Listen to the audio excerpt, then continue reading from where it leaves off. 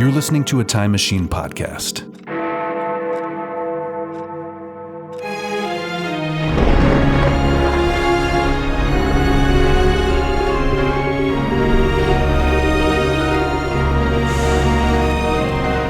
Old Movie Time Machine. An adventure through time and or space.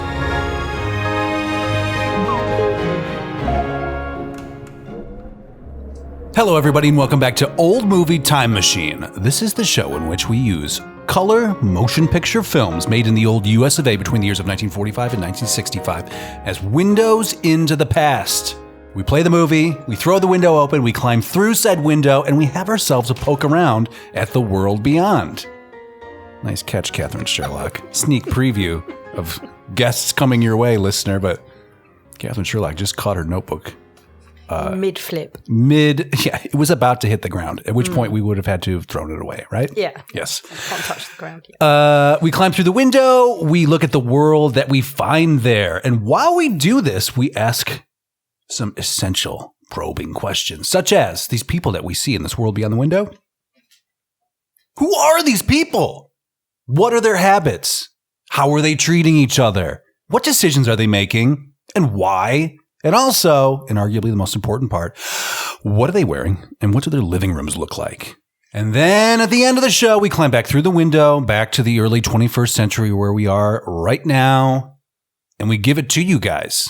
On behalf of all of society, modern day society, we ask the ultimate question, which is this movie we just watched. You guys, we climbed through a window, poked around for a little while, put a lot of work into this, a lot of effort. But do we keep watching this thing? Do we keep giving this a look? Maybe a second look, third, fourth, fifth look? Showing our children and their children and then our parents because they've forgotten? And then they show us and then we show our children. You know, it's a circle of life, right? Or do we just cast it aside and let it float off into oblivion? Or the sun. That would be kind of fun. Throw a movie into the sun, see what happens. I would like to see that. I'm your host, by the way, through time and or space, Justin Zeppa, joined as ever by my panel of international experts and also the smartest people that I know. Starting on my left, Katherine Sherlock. Hey, Katherine, welcome back to the program. Hello. Lovely to see you. And you. She said reluctantly. Wow, that was a total reflexive response. I appreciate it. It was a question mark. You can take it back if you want. Well, it's just about the film, really, isn't it? Oh, boy. Can't wait. I cannot wait. To your left, you know her, you love her, Shrishma Naik. Hey, Shrish. Hey, guys. Welcome to the show. What's up? And to your, nothing. To your left, and also across the ocean, my sister and yours, Carolyn Naoroz. Hey, sis. Hey there. Lovely to have you. Thank you for joining us again. Guys, we are talking about 1955s. This is possibly the most 50s of all movies made in the 1950s. Douglas Sirk's All That Heaven Allows. All That Heaven Allows. Now, real quick, I'm just going to pull the table before we get to our one-line reviews. Katherine, have you seen this before? No. Shrishma, have you seen this before? Yeah, I have. Oh, that would be really interesting if it wasn't a lie.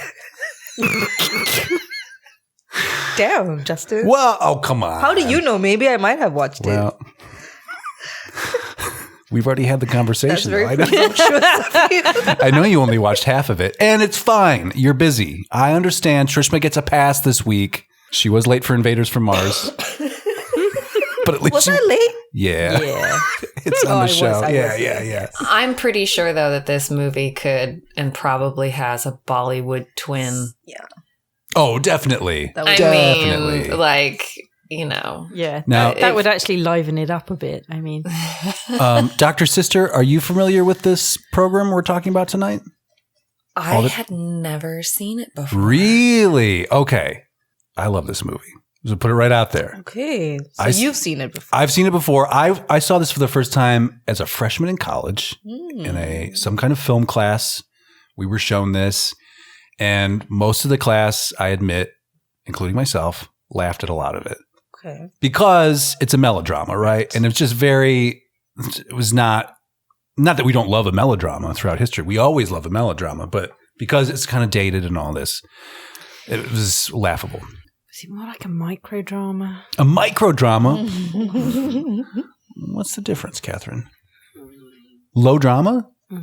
Too small? The stakes were too low? Catherine, let it out. Come on, hit me. You wait. You get the one-line review. Okay, well, the one-line review for Catherine is going to have to wait because we agreed previously that she's going to go last because she does the best one-line reviews. Everybody is in agreement about that. We voted on it. You were there, folks. You heard it. I think you heard it. I think we know. It was on the air? Yeah, okay. It was on the air. Listen, Shrishma Naik, All That Heaven Allows. Yes. Do you have a one-line review for this? And if you do, can you give it to us? I do. A Bollywood reminiscent portrayal of constipated love faces. Damn fine. She's coming for your crown, Catherine. She wants to go last. You make notes. You make notes. I love it. You're definitely on the money with it. We're going to talk about it. Carolyn, do you have a one-line review for All That Heaven Allows? Yes. It's a film that proves you should have zero fucks about what anyone else thinks. Damn right. True. You got that right, sis. I'm going to follow up with that because I got one. It's not dissimilar. The perfect reminder to be true to yourself and ignore the rest of the world. That's it. Or is it? Katherine Sherlock, do you have a one-line review for All That Heaven Allows? I do. Okay, so dull-thoughted love tale featuring a tree-obsessed and disconnected Rock Hudson and has about as much heat as a piston fire. Well, you've earned it. You've earned it again, Sherlock. I don't know. I quite like well why we made love faces. I think that's going to be a t-shirt. Pissed on fire. My God. No, I think we just want Rock Hudson with that, buffalo plaid wool coat. It's a symphony of buffalo plaid, you guys. Were you in love? How am I not supposed to like It might have this? just been a cardboard cutout. I mean, he wasn't even there. He wasn't present. He's very stoic. Did this movie make an impression on you? Like how you viewed love? No. It's only with, like I said, I mean, we kind of laughed at this movie the first time I saw it. Okay. It's only in recent years that I've kind of gone back, like, as I'm kind of thinking of this show and putting this together, like, oh yeah, this is a very well-known, this is kind of apex melodrama for this genre. This is like the most of it. Right. This is taking place in the town next door to Peyton Place. It really is. Stoning him next to Peyton Place. Stoning him right next to Peyton Friday Place. Night Lights, Stoning him versus Peyton Place. Who's going to win on the gridiron? What about the fact... Sorry, Catherine, I don't mean to be hammering on you for your opinion because your opinion is yours, of course. What about the POV of a middle-aged woman as the star of your major motion picture in 1955? I mean, I think this is shockingly... I don't know if I'd use the F word necessarily. I don't know if this is a feminist picture, but it is a picture that I think talks about some issues that certainly women of the time would have faced, probably women of today face on some level. Any response to that? Did you feel anything or not? Yeah, I guess that was kind of the only thing that sort of did speak to me really is the fact that eventually when she realized all of her options were literally boiled down to my life will become watching this television. Mm-hmm. Then she stood up for herself. Mm-hmm. But this was only after, everybody ditched her. And it was like, but she didn't face them down when it was, at its height and when the kids were against it and all of this kind of thing. But literally, 6 months later, they want to sell the damn house that they was so attached to. These kids, oh my God, that whole scene absolute babies. Drives me bananas. I do not like these children. No. They're awful. All right. Let's get into this. Also proves my point that children are not worth it. All That Heaven Allows. I don't know what this title is, but that's just what this movie is called. Here we are. So we open clock tower level vista view of Stoningham, wherever this is. Although I have a feeling over here. Oh, foliage. That's also where they're shooting MASH. I think they're shooting MASH, Carolyn.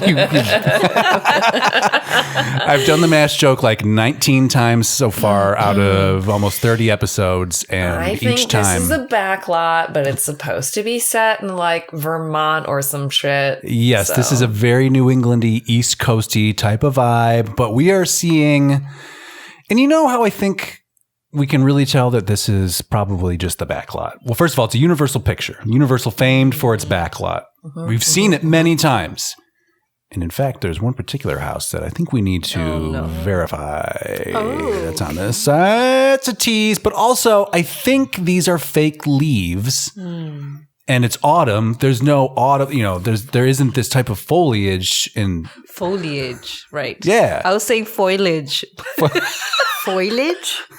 Isn't that what comes on the tops of bottles? This is Peel I was off. saying fall foliage. foliage. Beautiful. Foliage. Foliage. Yeah, foliage. Yeah, you're not going to see this in Santa Monica, so this is a fakie. I'm guessing. It feels very backlotty. Let's check out an extraordinary vehicle. I'm talking about Sarah, whatever her last name was. Sarah Wilson? Not Wilson. What? It doesn't matter. Her name is Sarah. She is the best friend of the main character, Carrie Scott, and she is pulling up to Carrie's house in the bluest automobile to ever be on a road. This is a 1955 Ford Country sedan.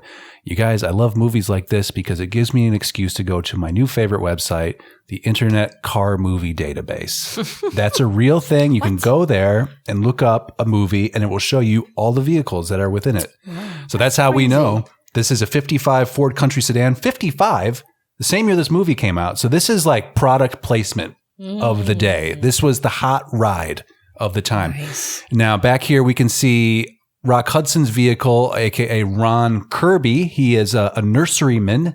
He runs a nursery. He deals with plants and trees and all of this. And he is pruning Carrie Scott's trees right now. Yes, Shrishma Naik. How did a place that sells plants become to be called a nursery? My belief is that because they grow the plants there, like the baby plants, so it's like it's like a kindergarten for plants. Is that also why it would be called a tree surgeon? That's quite possible. Why not? A tree surgeon. Wow. AKA gardener? Maybe that's your next career arborist. choice. An arborist. Oh, even better. Oh, my goodness. Well, we're also looking at Rock Hudson's car here. We notice that it's made of wood, of course. It is a 1946 Ford Super Deluxe station wagon, and it is fucking amazing. It is quite amazing. like that. It's great. Now, we've talked about this type of car before. You know what we call it? A Woody. A Woody. Right. Ooh, And I'd forgotten. Catherine. Now, look, this scene that we're pulling up on, again, it's autumn, right, you guys? What do you do before the snow flies? You got to trim the trees. Apparently, this neighborhood does anyway. Never No, saw it's that. true. You want It to is true, either yeah. plant shrubs or trees in the fall, Mm-hmm. and you also want to do any of your trimming in the Okay. fall. Okay. Great to know. I'm a landowner. A landowner, she says. We see Ron Kirby up in the tree doing some trimming, and what he's doing with the scraps is he is burning them in something that we don't see too often these days, but it's just when you got your leaves, you rake them into a big pile, you just set them on fire. In this case, he has kindly moved them off to the street side of the curb, but it is still just an open raging fire in the middle of the street. It's a smoldering pile. It is. Yes, it's the most smouldering thing here. Come on, Catherine. There's love here. I need you to tap into your romantic vein if you have one. Is that whiskey thawing your cold heart yet, or what? No, maybe I need more. Look, but I think that old mill in a couple of scenes and that fire that's raging Right? is gonna This shit's gonna thaw get her. cozy, Catherine. Look out. Yeah, to be fair, that's a nice. It's pretty cozy, nice yeah? property. Okay. Okay, so we're burning things. Sarah pops out of the car, again, striking in blue. And she is played by Agnes Moorehead, a.k.a. Endora from television's Bewitched. She has so much makeup on. She really does. She has a fascinating face. I think they don't make him like this anymore. But she is here, and she's got a world of attitude that she carries with her. She's always on the go, this Sarah. She's always arriving just to say that she's got to go. I'm sorry you took all this trouble to make lunch for me, and I don't have time, but I am here to drop off an entire box of plates that I borrowed from you, so here you go. Yes. I have time for that, but I'm needed elsewhere in Stoneham. And we see her kind of eyeball the tree trimming man, of course, Ron Kirby, the nurseryman. This is a beautiful yard here. This is, again, it's autumn. And the reason I chose this, by the way, you guys, it's the holidays. This is, we're kind of in Christmas season here. But I chose this movie to go first because while it's not a direct Christmas movie, Christmas is involved, right? It's a transitional movie. It really is. It's a not unlike movie. the transition that yeah. Carrie Scott will be going through in her life as she enters the autumn of her years. By the way, do you know how old Jane Wyman was when she made this movie? I have no 38 idea, years she looks old. Great. Oh my God, she's my age. They treat her like she's entering her early 70s. Well, But that's what happens Well, she's widowed. I mean, to women. shuffle you off exactly. to the- It's like look after the kids and the then cornfield. here's the telly. Right, there you go. Don't ask for anything more in life. That's it. You know, You've had your shot at love and he died. So it's bullshit. the end. Carrie Scott, our protagonist here, she's wearing a gray Right. because her life is essentially over. She's draped herself in gray tweeds. But he's left her with money, looks like. Oh, they've done well for themselves. I dig this house. Right. I'm all about this house. I'm all about this yellow patio umbrella back here that she's got. So yes, Carolyn, you're absolutely right. Sarah drops these dishes off and she can't stay, even though that there's this massive brunch prepared in her honor. She's got to go gossip at the butchery or something like that. And okay. So then, so Ron Kirby spots Carrie carrying this large box of dishes and offers to help her, which he does.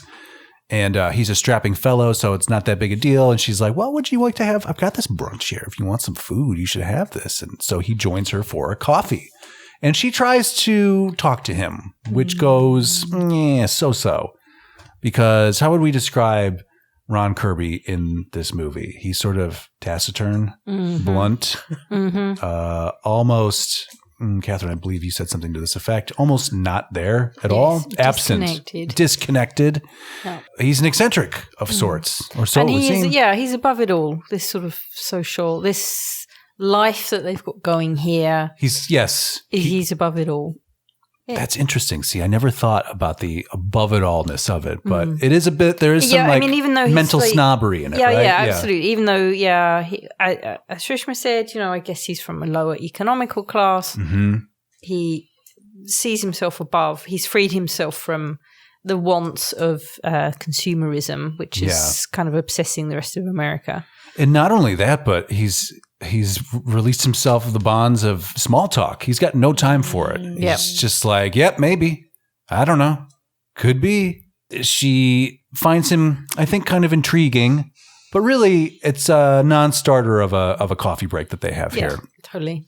Doesn't really go anywhere. Also, while Sarah was dropping off the dishes, she invites Carrie. We find out right away that Carrie is a widow. That's like line number one out of her mouth is like, well, ever since Bill died, or whatever his name was. And so we get her right away, and we find out that Ron Kirby's father died 3 years ago. That comes out right away. So we're setting up these characters for, just like, this one is this and this one is this. This is how they get together. So, but Sarah invites Carrie out to the club. There's a country club in Stoneham that all of the people of their age, varying middle ages, will go to socialize. And, to miss those events is simply not done. So Carrie's sort of on the fence about this. However, we get a mention of some gentleman caller named Harvey. Harvey is interested in taking her to the country club. So she seems kind of open to that idea. Meanwhile, so during the one thing that does come out of the tree conversation is that we learn about a tree that is in Carrie's yard that the Chinese call the golden rain tree, which Rock Hudson says in a very fascinating way. I'm kind of fixated on it. They call it the golden rain tree. They call it the golden rain tree. And he's so happy about it. And he snips off a little bit of the branch and he gives it to her, and she keeps it watered in a little pot on her dresser. And it's just a little keepsake, a little reminder of his visit for a boring coffee conversation, boring coffee talk. Might turn into a shower later. I held it back. I tried as long as I could. They call it the golden rain tree. Here it is. They call it the golden rain tree. And it only grows near a house where there's love. Okay, that's the legend of the golden rain tree. And the golden shower tree? Maybe. Hey, who knows what this guy's into? He's a freak, right? He's into all kinds of shit, and so is she. It's been a couple years. Also, just wanted to point out, bedroom ashtray. Beautiful. No ciggies in it, but it's there for when she needs it. So look out for that. But she's contemplating the branch while applying her makeup. Yep. Does that symbolize something? I mean, I think that she found Ron Kirby thought-provoking. They call him the golden rain I mean, tree. he's good looking. Okay. Like, as just maybe not, like, just as if I saw him, I'd be like, ooh. Yeah, I mean, he's typical. Okay, so for those of you new to the program, this is what, like the third or fourth Rock Hudson movie we've watched so far? In 70% of our films from this era. No, I'm just kidding. It's true. I mean, it's mostly Rock Hudson. It's mostly Rock Hudson. It's very true. And so he's what, like 6'4" or something like that. I mean, He's well put together. He's big. He's a large man, and he's always decked out in the era's finest workman, clothes or whatever. Like again, it's a symphony of buffalo plaid in this movie. Like he's got a buffalo plaid jacket on, and he'll take it off, and he's got like another layer of buffalo plaid underneath that. And I'm sure if he took that off, buffalo plaid t-shirt. I'm sure it exists. I didn't see that, but I'm sure it exists. If it does exist, he is wearing it. So it's a great time for those who like buffalo plaid. I feel like this film in general is a little bit of a still waters run deep, which kind of gets to Catherine's point, is that it's not smoking hot. It's like steaming. Okay. You feel like there is something, it's on a simmer? Yeah, I guess. And, I mean, so there's some of the things that are, there's more going on than just the conversations. And I guess why I say still waters run deep is that, everyone else is in this film, other than our two main characters, everyone's are pretty a catty much caught bitch up in with this movie. Let's just call it what it is. Everybody's a catty ass bitch. There's a catty, right. And they're caught up with all these social things and whatever. And Ron Kirby is, showing our leading lady, Carrie, that there's a deeper, more pure world out there. Yeah. There's a different way to live your life. Yeah. And they call it the golden rain tree. Lightly steamed. Lightly steamed. So that's, I guess why I say, like, as she's contemplating this branch in the vase, as she's applying her makeup to get ready to go to the club with Harvey, her friends, with Harvey, that there's her circle of people are deeming that only a Harvey is really appropriate for her at this aged stage of her life. Well, and let's talk about it, because her kids show up and they sort of chat with her about. They somehow come home every weekend? I guess so. So I'm guessing this is Connecticut then. I would guess so, because I think they're taking the train down to New York is what it sounds like. And we see also later on at the train station a wife picking up her husband. So he's probably commuting, it seems. So yeah, we're probably back up in Connecticut. I bet you fucking Hilda Crane's house is somewhere around the corner. Probably. And so she has a daughter, Kay, and a son, Ned, who are in their early 20s, we're led to believe. The daughter is in university are they both in university? I think so. I think that's the case. She's very science minded. So she's very much by the book and reading things as her various theories that she is delving into would teach her. And she speaks as such. It's very analytical, her approach. And so she really kind of digs deep into mom there and talks about this Harvey and her relationship, and like, oh yeah, the kids kind of agree that Harvey kind of sucks. So we haven't met Harvey yet at this point either, but we're going to. But all we know right away, it's like, yeah, Harvey's nice, but he also kind of sucks. And he's an older gentleman, we're led to believe, which means that the passion is gone, which means he can't do it anymore. But you know what? At your age, 38-year-old mom, there are things beyond the physical. So don't worry about. Maybe this is okay. Just companionship, right? Yeah, just companionship. That's the only thing and you affection, can really, Catherine. really hope for. We can face it. sit in the same room together and look at each other, or ignore each other and watch the television. Ignore each other together. Look, I'm just looking for someone to Netflix and chill with. Okay, right. That's what they need. They need a great Netflix account and they need a blanket. I want the illusion of not being lonely. Yeah, so I'm just going to choose another human and sit with them. Yeah, and not necessarily connect in any way with them. Whoever dies first, the other one is compelled to bury them. That's basically, it's kind of your death buddy is what it is. Sort of like, you'll make the phone calls, get me the casket, call the headstone guy. We got the headstone guy. We are not wasting money on caskets and headstones, people. Hell the fuck no. Cremation. Yeah. Buried under a tree. Never again. Also, just want to note real quick, Kay is laying on mom's bed. Mom has rectangular pillows. That's right. We've seen them in 1959. Apparently they were around in 55 too. Rectangular pillows. So, she clearly lives in a really nice house. I don't know what her husband did for work, but they were obviously very successful. Yes, we are led to believe that he was some kind of successful businessman, somebody who worked a lot with money, especially when contrasting dear old departed dad with the new nature boy, Ron Kirby, who's very earthy, as he's described. Earthy. They call it the earthy rain tree. No, we'll get to it when... They call it the golden rain tree. But there's a whole lot of Walden Pond in this. There certainly is. Literally. So we'll get there, but yes. I think the whole impetus for the character of Ron Kirby is... And they straight out say it Walden Pond is like his Bible, Yeah. they do literally say that. It's his lifestyle. He's Thoreau, okay? Right. So meanwhile, while Kay's having girl talk with mom, son Ned is downstairs mixing up some of his famous martinis. And Ned is, he's kind of a bastard, right? He's a dick. He's just the worst of the worst.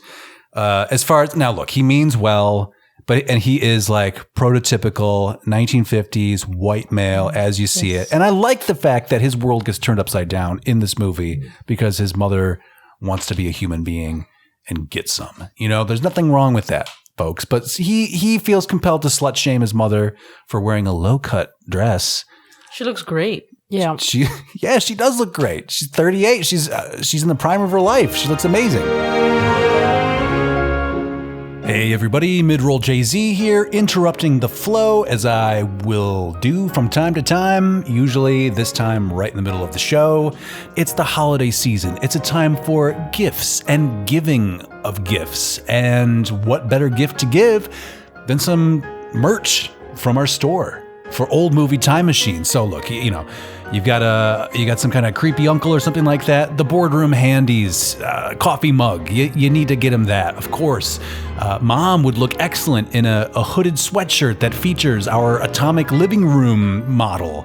Or maybe for grandma, why not get grandma's ashtray design? It's available for you. It's all over on the TeePublic store. Again, just go to the notes in this very episode you're listening to. You will find a link. Just click it. You will be taken right there. And then you can give us that sweet holiday cash, which is what we're looking for. And also, because it's the holidays, TeePublic has crazy percentages off at this point, so just assume that that's also in the mix. 10%, 20%, up to 40% off, I believe, but who can say? All I know is that if you go do this for us right now, go get yourself a little piece of Old Movie Time Machine memorabilia. You want to have it for the grandkids. I'm going to thank you so hard, just like I will right now. Thank you. And now back to the show. So, who should fly right over, breaks into her busy day? Sarah, the bestie, comes over and is like, of course I heard Mona's telling everybody around town about you and Ron Kirby. Of course I didn't believe it. And Carrie's like, well, fucking believe it. I am with this guy and I'm in love with him and we're getting married and that's the deal. Sarah is a good friend. Agnes Moorhead, a.k.a. Endora, a.k.a. Sarah, is a good, solid friend. And she's like, well, if that makes you happy, then I will back you up. Here's the deal. We are hosting a little party at my place.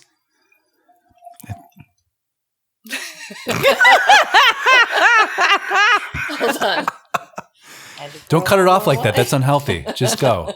Just let it out. Nope. Let's go. Do it. Golden shower. They call it the Golden I feel Rain like Tree. you've been drinking since just after breakfast. They call it the Golden Rain Tree. Yes. There's a 5-hour difference now. Yeah. So, why don't you bring your nature boy over? If they meet him, they'll ease up a little bit on trash talking him incessantly, even though that's what these people live for. Very nice offer. Love it, Sarah. Well done. All the best friend points. You get them. So Carrie's like, great. Let's just, before the kids find out, I'm going to talk to them. So I'm going to invite them up. She invites them to come up from the city. And they're sort of like, well, of course, mother. Oh, this is about you getting married, most likely, right? Like, again, the daughter thinks she has it all fucking figured out because she goes to college. And they're like, congratulations, Mom. It's great to hear that you and Harvey will soon be enjoying platonic matrimonial bliss together and that you will be shoveling dirt over his coffin in the near future. We love to hear it. This is what we want for you. Watching television, of course. Absolutely. So she has to break it to them like, no, it's not Harvey. Harvey is deadwood to me. It's actually Ron Kirby, the guy who runs the tree store out in the countryside by the old mill. And boy, Ned does not take kindly to this. He kind of melts down about it. He cannot believe it. He's like, mother, this must be some kind of joke. You are He's a tarting fucking around bitch. with fucking Ron Kirby. He is a little bitch. Is that what you called him? Yeah. Truth. Yeah. Bitch. Absolutely. He's a pouty little bitch. And she's like, look, he's coming over. I want you to just like chat with him. Why don't you mix up those martinis of yours that you're always fucking talking about like you're a fucking big wheel, like you're your father. You are not your father. And Kay, the analytical daughter, is like, I wish you would just, detach emotionally from this and just see it for what it is. And that's fine. That's fine. We're going to do this and we're going to support Mom. And they do. And they agree to meet Ron Kirby, who comes over. And I give this guy some credit here because this is a tough situation to walk into. And true to his character as painted, he doesn't give a fuck what they think. He's just like, whatever you all want to do, you're all going to do it. But I love your mom and I'm going to be marrying her. And we're probably going to live in my old mill out there. And we'll just sell the house. And sorry about that. Well, Ned does not like this at all. This is their house, the family home that's been in the family for, I don't know how many years. You should probably know. Ned is probably also like, if Mom sells this house and moves in with Ron, then Ron's going to get my money. This is one of the things they talk about is the money issue, the fact that she's older at 38. that will play into the gossip dynamics of the town is the fact that he's marrying her. Everybody knows she has money and he has nothing. Therefore, their love cannot be true. Anyway, Ned basically wets himself and throws a little hissy fit. He does not like this one bit.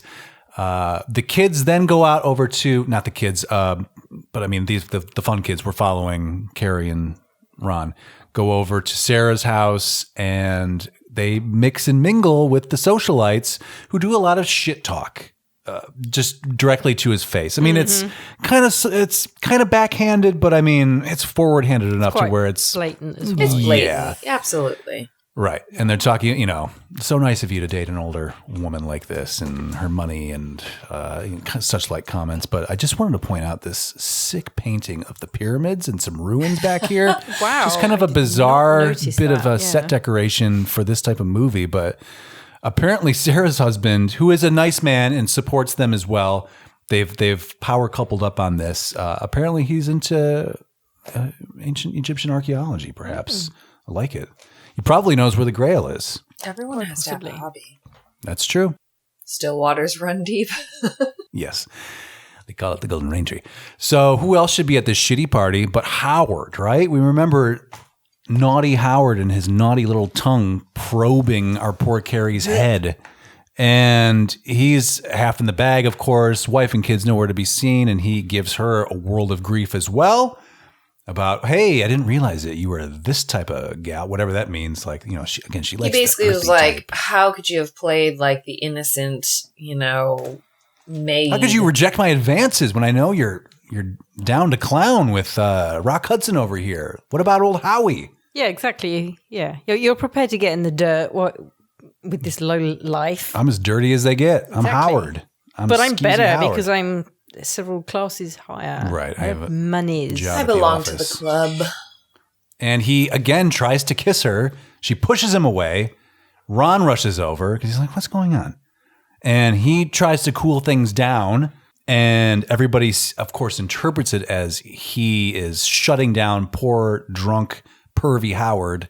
And God, he could have killed him. Did you see the look in his eyes? He's an animal. And boy, it's quite a scene. And of course, they have to leave after that. They shouldn't have to because she was the one sexually assaulted by Howard. But it's 1955, so this is what we're nobody's doing. talking about it. She doesn't. She's not honest about the fact that, hey, man, this man put his hands on me. Right? And Why I wouldn't you shoved him. accept Howard's tongue into your mouth? Why not? I It's mean, really, easy. this We've just all goes done to it. show that the socially acceptable men are obviously more animalistic than our nature boy. Entitled. Yeah. Mm-hmm, because they are entitled. Very good point, Cass. Well, so he takes her home, and who should be waiting up for her but her pouty bitch son, Ned, who just comes flat out and is like, well, I gave him a try. I still don't like him. And this is bullshit, Mom. So if you want to marry this man, go ahead, but you're not going to see me anymore. I'm out. And shortly thereafter, Kay comes home as well, and she's been out and about town.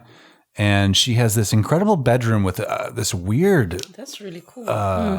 stained glass portico window that casts this colorful light across the bed of a mother consoling her weeping daughter. Why is she weeping? Well, because word is out. People will talk. What would people think? What would they say? Of me. Of course, Mother, it doesn't bother me, except it really does, and I hate it. And then I got into a fight with my boyfriend and we broke up. Oh my God, you and your loser boyfriend.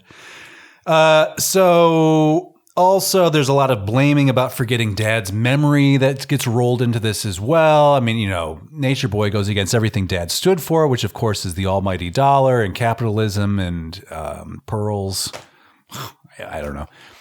And, Dad would have hated this. And why did you hide his bowling trophy or whatever that trophy was? And so we get, the family guilt, of course. So what is poor Carrie left to do but be like, well, okay, I guess I won't chase my happiness to make you all happy. And this later pays off with, so she breaks it off with Ron, even though the mill looks amazing at this point, is totally put together. He is ready for her to move in. But she basically tells him that, look, can we just cool our jets a little bit for a minute? Like, we can still get married, but let's just not do it right away. Let's wait and let people get accustomed to the idea of us being together. And he's like, yeah, but I lived through Korea and I want to be with the woman that I love. And this is a tough sell. About those people. And I don't care what people think. This whole thing is now he's experienced her side of society. He sees what's going to happen. It's like, oh, okay. So then I get to be a member of the club and I get to hang out with fucking Howard, who just tried to try it on with my wife. And, it's supposed to be normal and I'm supposed to accept that. You knew that I hate that shit. I told you. I put that up on Front Street. I barely like you. I could barely have a conversation with you because you hang out with those people. So no, I do not want this. Now, I feel like there's got to be a happy medium here. We don't have time to debate it, though. We got to finish this episode. So he makes her choose, or rather, she makes herself choose, as he points out, is that like, you've made this a choice between me or the kids and society. So what's it going to be? And she walks. And he is pretty devastated by it. She is as well. But these two, it's just not going to work. The world won't allow for it. And we got to do what the world wants, right?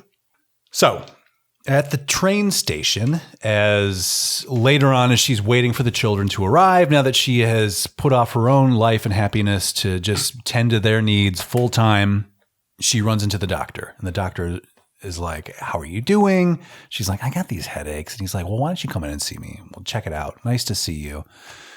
And of course, she gets stood up by the kids who are all of a sudden way too busy to be hanging out with mom, as it turns out. Funnily enough, living their own lives. That fucking phone call from Ned. So Ned, the son, calls at a certain point and is like, hey, mom, what's happening? And she's like, well, I broke up with the man that I love to make you happy. And he's like, that's great. Well, gotta go. And he just fucks off. Yeah. And then doesn't show up till Christmas. Yeah. Now, when he does show up at Christmas, what does he bring to her to substitute for the love of a tall, strapping golden rain tree man?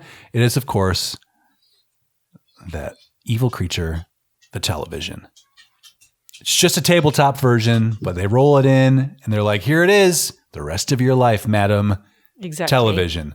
All of life's pageantry, the whole parade of emotions, the entire spectrum of human existence and feeling broadcast to you on these 3 channels. Here you are.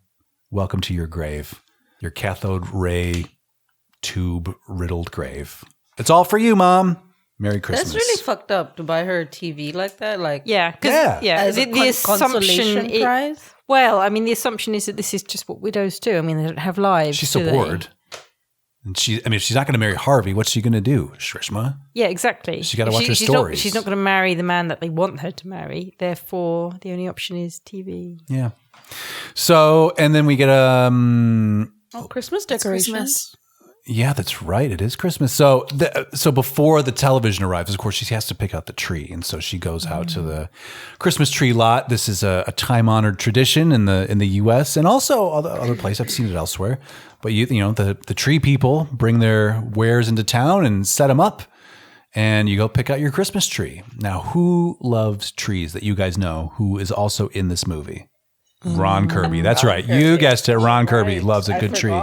Yes. And so he spots her hunting for a silver-tip spruce, and it is clear that he is spitting with her and that he misses her and she misses him. I mean, it's a real sweet moment. He's very happy to see her. But at the same time, who should turn up? Marianne, the cousin, if you'll recall, who breezed through, who he had a little flirty conversation with. And she's like, they sent Mick and Melita sent me to come get you. We should go. And it's a bad look for Ron. Poor timing, but these are the breaks. He's doing his thing. Or so we're led to believe. Mm-hmm. So she grabs herself a Christmas tree, takes it home, decorates it. What should be under it? That television. That's the rest of her life. There they are, presenting her with her demise. And this is Christmas. We're in the holidays. Real quick, let's check out Christmas. The Christmas tree. That's not a nice tree. You don't think so? I think because it's so natural and not out of a box, I think that makes it a bit charming. Okay. I like more tree, maybe? Full more tree. Okay, that. Yeah. I mean, are you used to having like a natural tree or plastic? I've had a tree maybe once in my life before. So you, of course, would be lighting a menorah during this time of year. I'd just be eating cake. Okay. No. Christmas cake? We've already had Diwali. That's true. Festival of Light. Festival of Lights. Lights are important in a dark time of the year. That's right.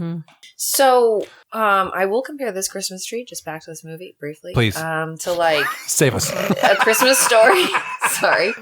A Christmas Story. Not that I'm on to honor other cultures and their celebrations of various times of the year. Celebration of Hanukkah, Menorah, you name it. But for Kwanzaa, Ramadan, just saying. But yeah, I'm thinking of the Christmas tree in A Christmas Story, which also, this is kind of like the era. Like, the trees are just like, you get what you get and you put some tinsel on it and you put some shit on it and whatever. And it is. You put the big old glass bulb lights on it. Yeah. Right. Well, look, Christmas also brings other news, you guys. The winter brings other news because it turns out that daughter Kay all of a sudden is getting married. Turns out her and her boyfriend are in love and they they're going to be leaving. And all of a sudden Ned blows in and he's like, well, yeah, they're getting married and we should probably sell the house. And she's like, what are you talking about? This was seriously like 2 weeks ago. You just told me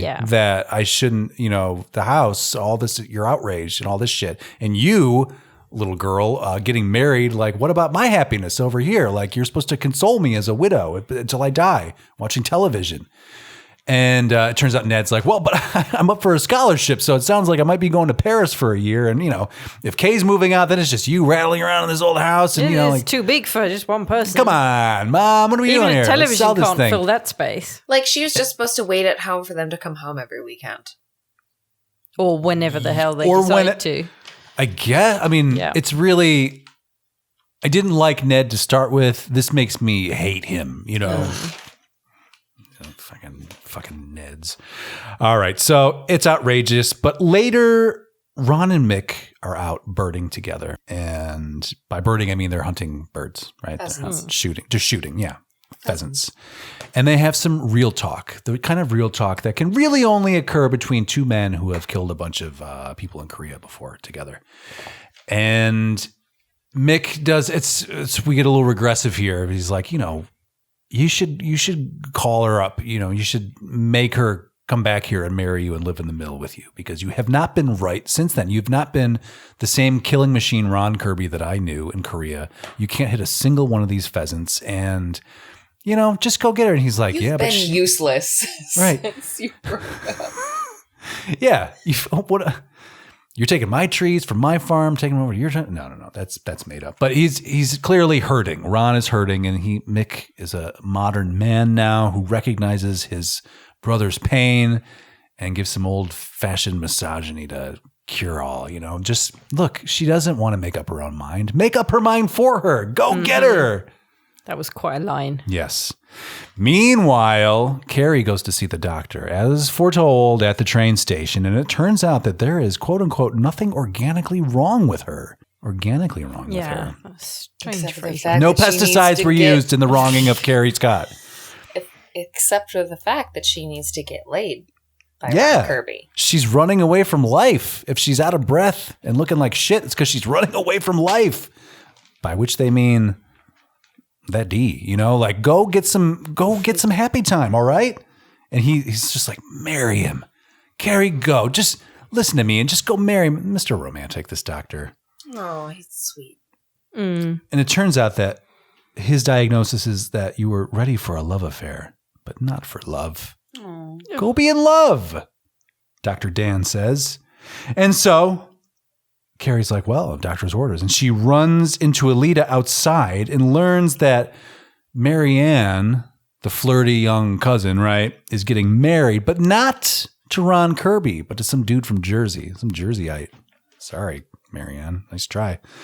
And so Carrie's like, oh, so they're not together. That was just a friendly thing. Oh, it's all a misunderstanding. I mean, they're cousins, so why would they? No. His cousin. Oh, not his cousin. Yeah, no. She's cousins with Alita. So she drives out to the mill and she goes up to the mill and she's knocking on the door and she wants to see him. She's excited to be in love with Ron again, but he doesn't answer. And in that split second, that's enough time for her to be like, you know what? This is a terrible idea. I'm getting back in my car and I'm driving back to town. But while that's happening up on the ridge, Ron spots her. He's got his pheasant. And he's like, hey, Carrie's like calling to her. He's so happy to see her. And as he rushes to the edge of this cliff to flag her down and she's pulling away, the snow gives way beneath his feet and he falls tragically into a snowdrift and is left there. And we're left to wonder, what happened to Ron Kirby? Well, fortunately for you guys, we find out pretty soon after because Alita shows up at Carrie's house and is like, look, you have to come with me. Ron's been in an accident. He is out like a light and the doctor is there and we got to go see him right now, which they do. And look at this beautiful mill. I mean, we've got interior here, guys. I mean, I like everything that's happening in this old mill, from the fireplace to this staircase, by the UFO lighting thing. Well, this was up for the hayloft, Carolyn. Don't forget about the hayloft. Right. But there was also this one still remains. Oh, that one. That's just where the bedroom. Yes, yeah. And then this, of course, is the grinding mill and everything. But we've got mood lighting. We've got mid-century couches. We've got a built-in fucking bookcase with Encyclopedia Britannicas over here. I mean, this house is ready. This mill is ready to be lived in for romance to blossom within. For a couple without children. Yes. But if she's 38 and he's even younger than her, like They the could part still 2 have- of this She could crack out story one is more. like she's gonna be cranking out some more babies, and those kids are Ned's gonna gonna be so pissed. pissed. My Ned's gonna be inheritance, like, Mom. Fuck. So Carrie feels terrible about all this, that she has turned her back on love, and it's led to this. A man passed out on his couch. I mean, this is really any Saturday afternoon. Isn't this what every man wants? Not just you, Justin, but I would say every man. I want to be passed out on the couch This and is have just my cozy. woman look at me lovingly.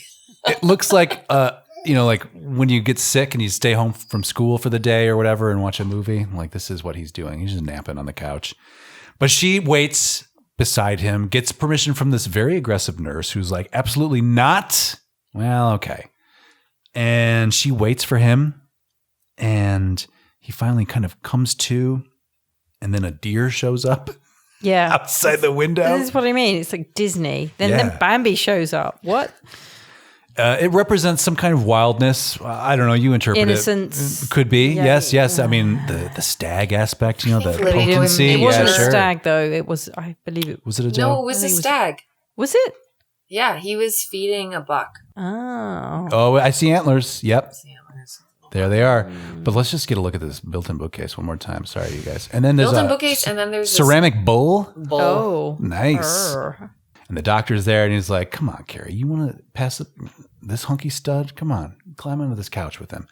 And this deer shows up, and it symbolizes their love, and he comes to, and she's like, yes, I've come home. I'm going to be with you. End of movie.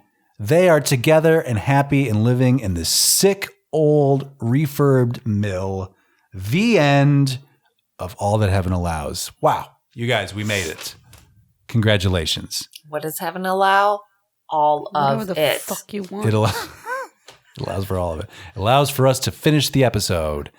Now, hey, listen, their love is true, and they are together, and they went through obstacles, and they have this sick-ass mill that they live in now. Who couldn't get behind that? Katherine Sherlock, hater of love. Yeah, I mean, the mill's great. I'd totally take the mill.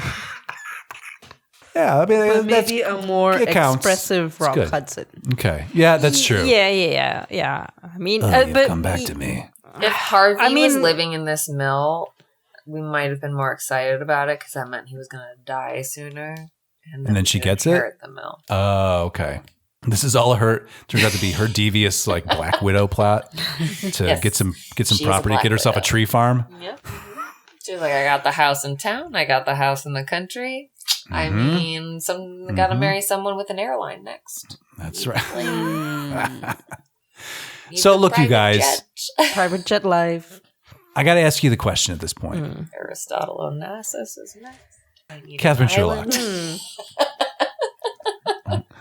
Black, I'm with you, Speaking of the Catherine. Black Widow over here, I'm with you. Okay, I'm here. Good. Catherine Sherlock, 1955. All That Heaven Allows. Rock Hudson, Jane Wyman, Douglas Sirk. Do we keep watching this thing? no. You don't want to keep watching this. Okay. Any reason? Other than everything you've talked about this entire episode? Nothing there, huh? Yeah, I don't. It just.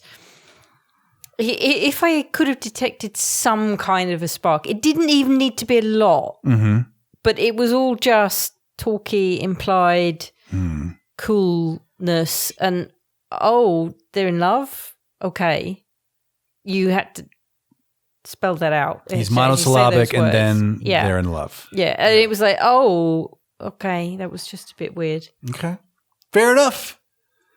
But Shrishma Naik, who watched half of this movie, the half you saw, do we keep watching it?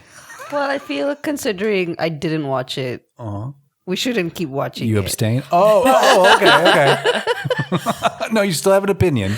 But I felt like from what I watched of it, like it goes back to just not being able to relate with the characters. And then because it's a love story, I feel you have to relate with the characters to be able to like watch it all the way through. So you cannot abstract yourself project yourself into Carrie Scott's shoes?